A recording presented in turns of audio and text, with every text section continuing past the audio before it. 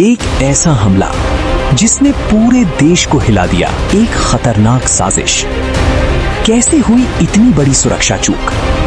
कौन थे वो लोग जो महीनों से इस पल का इंतजार कर रहे थे? समुद्र के बीच बसा एक द्वीपीय देश श्रीलंका, और ये है इसका तमिल बहुल इलाका जाफना।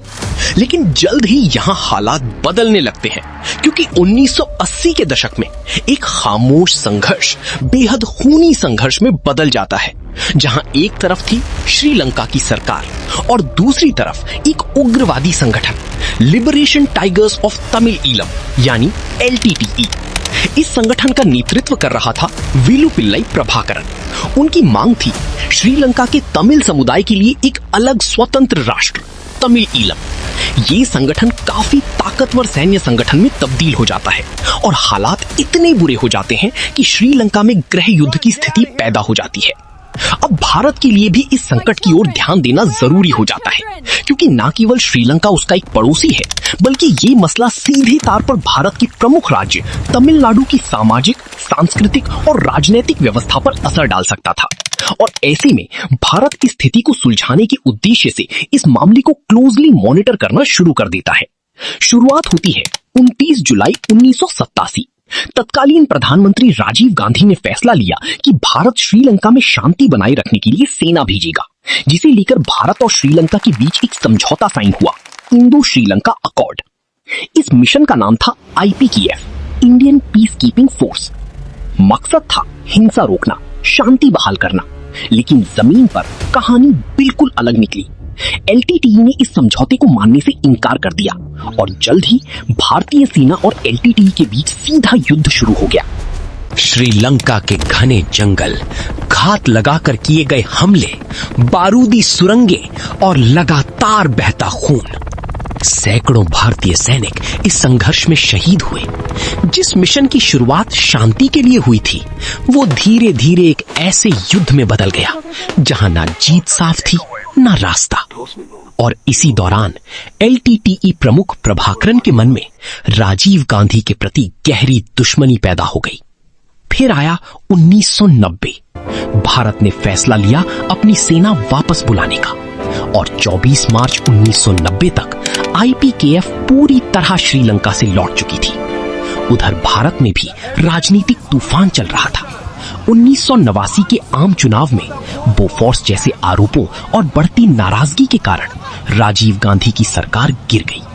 नई प्रधानमंत्री बनी VP सिंह, लेकिन अस्थिरता जारी रही। कुछ समय बाद चंद्रशेखर की सरकार आई, लेकिन वो भी गिर गई। और फिर 1991 देश एक बार फिर चुनाव की ओर बढ़ रहा था और राजीव गांधी राजनीति में वापसी की कोशिश कर रहे थे और लगभग ये माना जा रहा था कि उनकी ही सरकार बनेगी। इसीलिए श्रीलंका में प्रभाकरन चिंतित था। उसे डर था अगर राजीव गांधी दोबारा सत्ता में लौटे तो भारत फिर से श्रीलंका में हस्तक्षेप कर सकता है। और यहीं लिया गया एक खतरनाक फैसला, राजीव गांधी को हमेशा के लिए रोकना होगा। इस मिशन की जिम्मेदारी दी गई LTTE के इंटेलिजेंस प्रमुख पोट्टू अम्मन को। उसने एक बेहद गुप्त टीम तैयार की, जिसमें शामिल थे स्थानीय मददगार, फर्जी पहचान बनाने वाले और निगरानी करने वाली एजेंट। भारत में संपर्क बनाए गए। इनमें शामिल थी नलिनी, मुरुगन और शिवरासन। इस ऑपरेशन का मुख्य संचालक था शिवरासन, जिसे बाद में वन आइड जैक कहा गया। योजना बेहद अलग थी। कोई बंदूक नहीं, कोई दूर से हमला नहीं, बल्कि ऐसा तरीका जहां लक्ष्य खुद हमलावर को अपने पास आने दे। एक ह्यूमन बॉम्ब। इसके लिए चुनी गई थेनमोझी राजारत्नम, जिसे लोग धनु के नाम से जानते थे।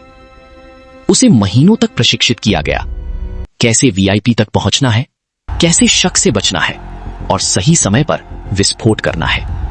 अब शुरू होती है ग्राउंड तैयारी। टीम भारत में घुसती है। फर्जी नाम, किराए के घर, लोकल मदद। उन्होंने कई रैलियों को ऑब्जर्व किया।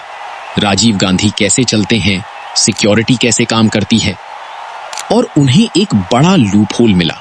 राजीव गांधी अक्सर सिक्योरिटी तोड़कर सीधे लोगों के बीच चले जाते थे। लोगों से हाथ मिलाना, बात करना और कई बार पैर छूने देना, यही उनकी सबसे बड़ी कमजोरी बन गई।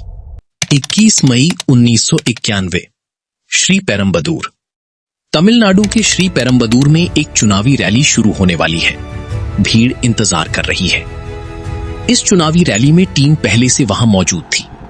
धनु को एंट्री मिली लोकल कार्यकर्ता के रूप में, क्योंकि उस समय रैलियों में इतनी कड़ी चेकिंग नहीं होती थी। और तभी राजीव गांधी का काफिला रैली स्थल पर पहुंचता है। गाड़ियां रुकती हैं, राजीव गांधी उतरते हैं और अपनी आदत के मुताबिक सीधे लोगों के बीच चल पड़ते हैं। स्टेज तक जाने के लिए एक संकरा रास्ता बनाया गया है। दोनों तरफ बैरिकेड, बीच में चलने का रास्ता और किनारी स्वागत के लिए खड़ी स्थानीय कार्यकर्ता, महिलाएं और समर्थक। इसी स्वागत पंक्ति में एक युवा महिला भी खड़ी है, धनु। वो वीआईपी सेक्शन में नहीं, बल्कि उसी लाइन में है जहां से राजीव गांधी गुजरने वाले हैं, बिल्कुल आम समर्थक की तरह। राजीव गांधी धीरे धीरे आगे बढ़ते हैं, लोगों से हाथ मिलाते हुए, मालाएं स्वीकार करते हुए और बिना किसी डर के सबके करीब जाते हैं। राजीव गांधी धनु के बिल्कुल करीब पहुंच चुके हैं। धनु आगे बढ़ती है, मुस्कुराती है और धीरे धीरे उनकी तरफ बढ़ने लगती है। वो उन्हें माला पहनाती है और उनके पैर छूने के लिए नीचे झुकती है। धनु के शरीर पर बंधा था RDX से बना बेल्ट बॉम्ब। स्विच उसके अपने हाथ में था और उसी पल ब्लास्ट।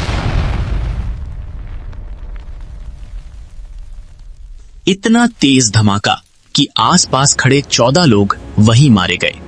राजीव गांधी गंभीर रूप से घायल हुए और मौके पर ही उनकी मौत हो गई। पूरे देश में सनसनी फैल गई। एक चुनावी रैली, एक आत्मघाती हमला और एक राष्ट्रीय नेता खत्म। पूरे मामले की जांच के लिए सेंट्रल ब्यूरो ऑफ इन्वेस्टिगेशन की SIT बनाई गई। सबसे बड़ा सुराग मिला एक कैमरा, जिसमें ब्लास्ट से ठीक पहले की तस्वीरें कैद थीं। उन्हीं तस्वीरों से पहचान हुई धनु की और फिर एक एक करके पूरी साजिश सामने आती गई।